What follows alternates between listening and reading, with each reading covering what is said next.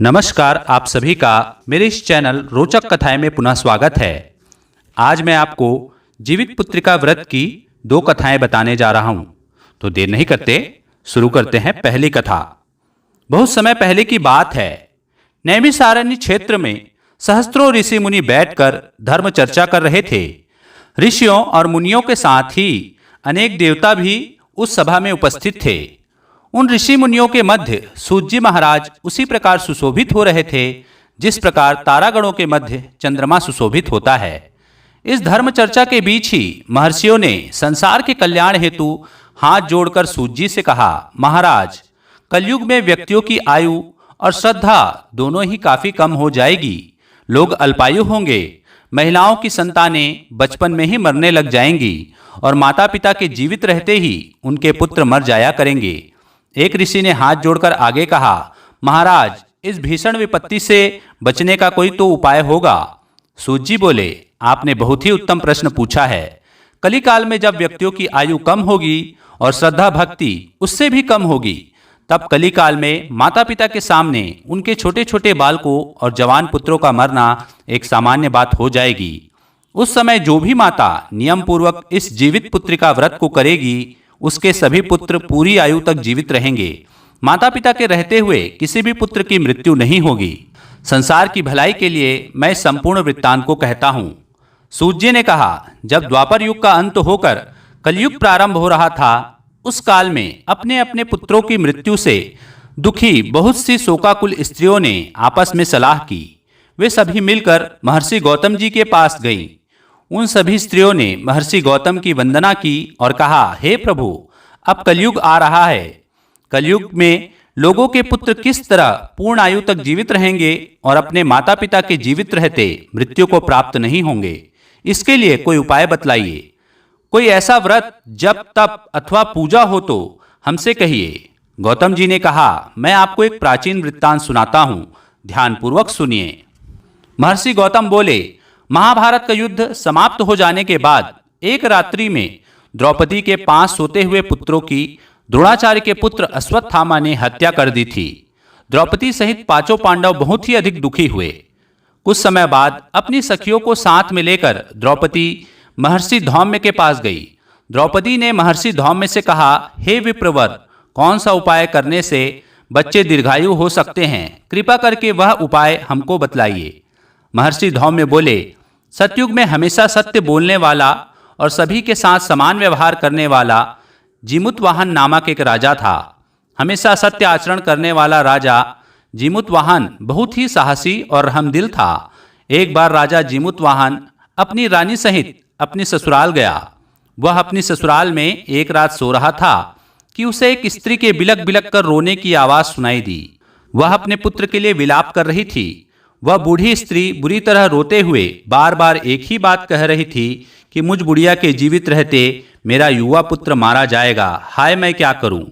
उस बुढ़िया का विलाप सुनकर राजा जीमुतवाहन को बहुत दुख हुआ।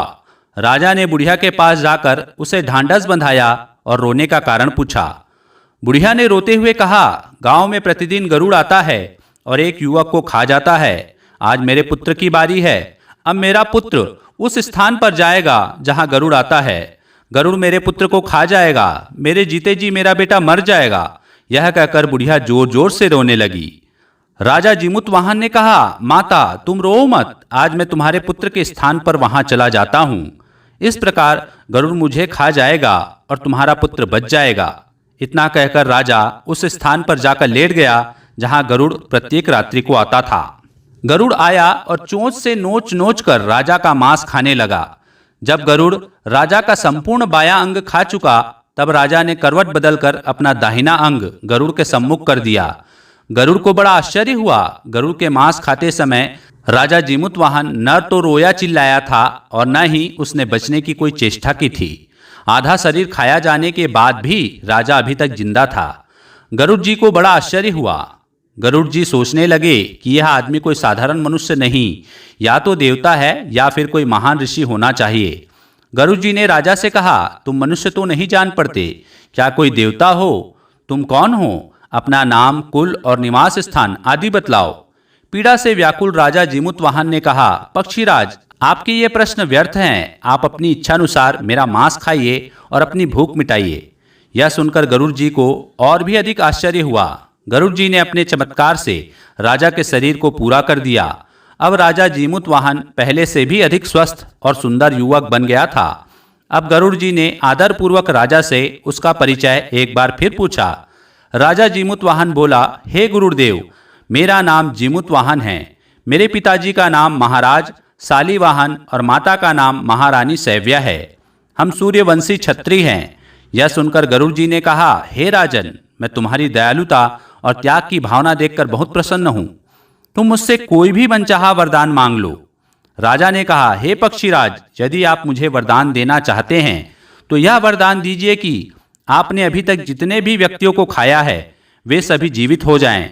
अब आगे से आप यहाँ के युवकों को ना खाएं और यहाँ उत्पन्न होने वाले सभी बालक लंबी आयु को प्राप्त करें।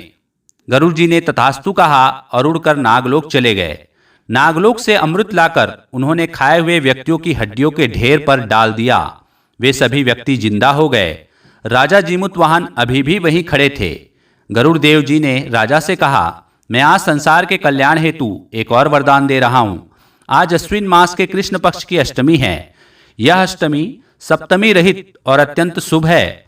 आज तुमने यहाँ की प्रजा को जीवन दान दिया है और मेरे द्वारा खाए गए हजारों युवकों को पुनर्जीवित कराया है। आज से यह तिथि अत्यंत पवित्र और ब्रह्म भाव से युक्त हो गई है। मैं यह अमृत तीनों लोकों द्वारा पूजित भगवती दुर्गा जी से लाया हूँ। भगवती दुर्गा जी के द्वारा दिए गए अमृत द्वारा ही इन सभी व्यक्तियों को जीवन दान मिला है। यही कारण है कि मातेश्वरी दुर्गा जी का एक नाम जीवित पुत्रिका भी है। गरुड़ जी ने आगे कहा, राजन, आज के बाद इस तिथि को जो स्त्रियां जीवित पुत्रिका माता के रूप में दुर्गा जी की तथा कुशा नामक घास से तुम्हारी आकृति बनाकर दुर्गा जी के साथ साथ तुम्हारी भी पूजा करेंगी, उनका सौभाग्य और वंश निरंतर बढ़ता रहेगा। इस बात में जरा भी संशय नहीं है। अपनी बात को स्पष्ट करते हुए गरुड़ जी ने आगे कहा, हे राजा जीमूतवाहन, जिस दिन उदय तिथि अष्टमी हो अर्थात सप्तमी से रहित अष्टमी को ही यह व्रत करना चाहिए।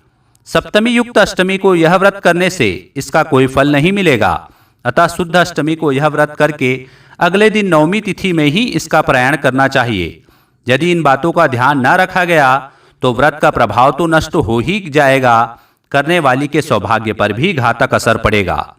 जीमूतवाहन को यह वरदान देकर गरुड़देव भगवान विष्णु के पास बैकुंठ चले गए।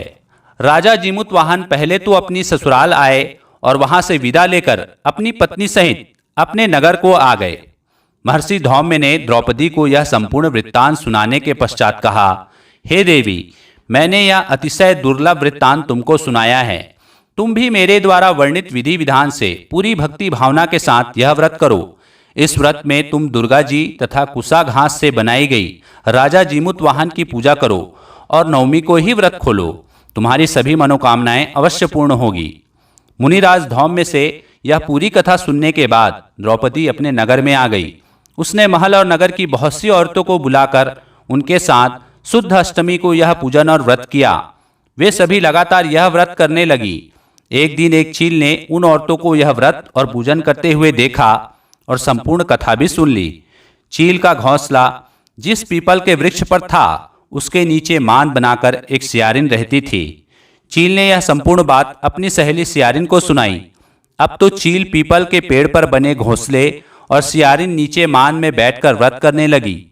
चील तो पूरे दिन यह व्रत रखती और दूसरे दिन नवमी को किसी गौशाला में जाकर और गाय का दूध पीकर यह व्रत खोलती।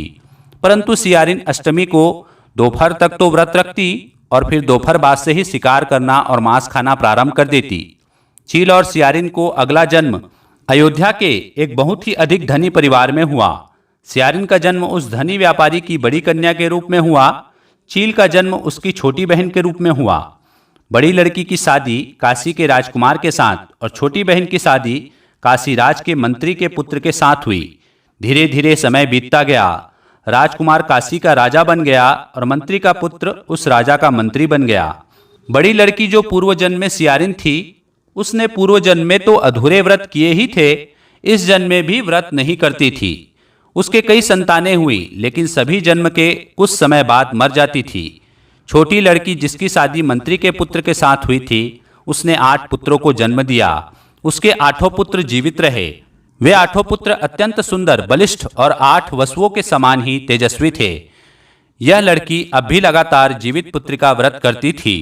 व्रत के प्रभाव से उसे अपने पूर्वजन्म का संपूर्ण वृत्तांत याद था।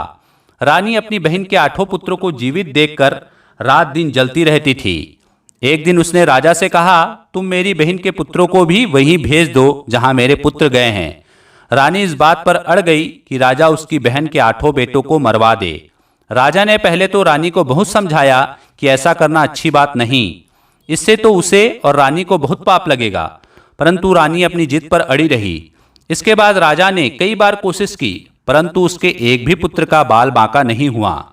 जीवित पुत्र का व्रत करने के कारण छोटी बहन के 8 ही पुत्र हर बार बच जाते। माता दुर्गा हर प्रकार से उनके पुत्रों की रक्षा करती रहती थी। छोटी बहन को पिछले जन्म की पूरी बातें याद थी। वह जानती थी कि रानी के कहने पर ही राजा उसके पुत्रों को मरवाने की बार बार कोशिश करता है। उसे रानी पर बड़ी दया आई।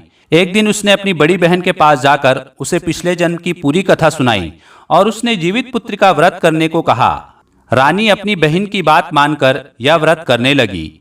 इस व्रत के प्रभाव से उस रानी के कई पुत्र उत्पन्न हुए और सभी जीवित रहे। उन सभी पुत्रों ने दीर्घायु प्राप्त की और सभी बड़े बड़े राजा हुए। यह पूरी कथा सुनाने के बाद सूत जी बोले, मैंने सब प्रकार के आनंद देने वाला यह व्रत तुमको बतलाया है। जो स्त्री चाहती है कि उसकी संतानें लंबे समय तक जीवित रहे, वे सभी इस व्रत को अवश्य करे। इति जीवित पुत्रिका व्रत कथा संपूर्णम। तो यह थी जीवित पुत्रिका व्रत की पहली कथा। तो आइए जानते हैं जीवित पुत्रिका व्रत की दूसरी कथा। अत्यंत प्राचीन काल में, द्वापर युग में, जब कृष्ण भगवान द्वारिका में निवास करते थे, उनके समय में ही एक ब्राह्मण भी द्वारिकापुरी में निवास करता था। उनके 7 पुत्र उत्पन्न होकर अल्पायु में ही स्वर्गवासी हो गए। अपने पुत्रों की असमय मृत्यु से स्वयं को संतानहीन देखकर ब्राह्मण बड़ा दुखी और संतप्त बना रहता था। अपनी इस दशा को सोच सोचकर एक दिन वह बड़ा दुखी हुआ और भगवान कृष्ण के पास गया। उसने भगवान से कहा, हे प्रभु, आपके राज्य में निवास करते हुए मुझे 7 पुत्र प्राप्त हुए, किंतु 7 में से एक भी जीवित नहीं रहा। कृपया मेरे इस दुख का कारण बताकर निवारण कीजिए। यदि आपकी इच्छा है कि आपके राज्य में कोई दुखी न रहे, तो कृपा कर मेरा दुख दूर कीजिए। ब्राह्मण की सारी बात सुनकर भगवान बोले, हे विप्र, अब जो तुम्हारे पुत्र उत्पन्न होगा उसकी आयु केवल 3 वर्ष की होगी। उसकी आयु वृद्धि के लिए तुम अभी से भगवान सूर्य का पुत्र जीवी व्रत रखना प्रारंभ कर दो। इससे तुम्हारे पुत्र की आयु बढ़ेगी। ब्राह्मण ने कृष्ण भगवान के कथानुसार ही किया। एक समय ब्राह्मण खड़ा होकर सपरिवार इस दोहे का पाठ कर रहा था। सूर्य देव विनती सुनो, पाऊं दुख अपार, आयु वृद्धि 2 पुत्र की, विनती है यह बारंबार। इस प्रार्थना को सुनकर सूर्य देव का रथ रुक गया। भगवान सूर्य ने एक माला अपने गले से उतारकर ब्राह्मण के पुत्र के गले में डाल दी। इतना करने के बाद वे आगे बढ़ गए। उसी समय आयु पूरी हो जाने के कारण यमराज ब्राह्मण पुत्र के प्राण लेने आ गए। यमराज को देखकर ब्राह्मण तथा ब्राह्मणी दुखी होकर कहने लगे, कृष्ण भगवान होकर भी झूठ बोले। ब्राह्मण तथा ब्राह्मणी के ऐसा कहने पर भगवान कृष्ण अपने सुदर्शन चक्र सहित वहां प्रकट हो गए और ब्राह्मण से बोले, सूर्य की दी हुई इस माला को तुम यमराज के ऊपर डाल दो। भगवान के कहने पर ब्राह्मण उस माला को उठाकर यमराज पर डालने लगा तो यमराज डरकर भाग खड़े हुए। केवल उनकी छाया ही वहां खड़ी रह गई। यह माला यमराज की छाया पर गिरी। माला के प्रभाव से यमराज की छाया शनि के रूप में परिवर्तित होकर भगवान के सामने अनुनय विनय करने लगी। इस पर भगवान ने उस छाया से कहा, तुम पीपल के वृक्ष पर जाकर निवास करो। इस प्रकार कृष्ण की कृपा से ब्राह्मण के पुत्र को दीर्घायु प्राप्त हुई। हे भगवान, जिस प्रकार आपने ब्राह्मण पुत्र को दीर्घायु प्रदान की, वैसे ही सबको प्रदान करना। तो यह थी जीवित पुत्रिका व्रत की दूसरी कथा। तो बोलिए दुर्गा माता की जय, राजा जीमुत वाहन भगवान की जय। तो यह थी आज की कथा। आशा करता हूं आपको कथा पसंद आई होगी। तो मेरे वीडियो को लाइक कीजिए, चैनल को सब्सक्राइब कीजिए और इसे ज़्यादा से ज़्यादा शेयर कीजिए। धन्यवाद।